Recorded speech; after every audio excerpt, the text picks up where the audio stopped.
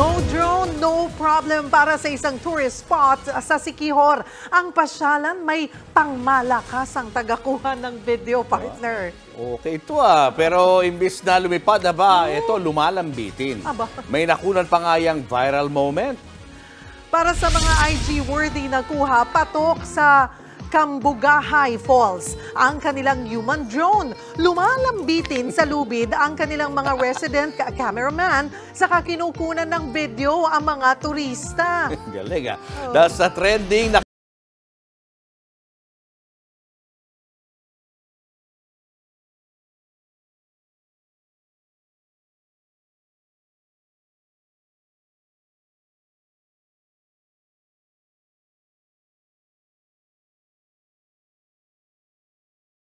Cheryl Cosimpo.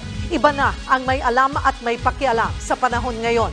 Para sa tuloy-tuloy na balitaan sa Frontline, mag-follow at mag-subscribe sa social media pages ng News 5.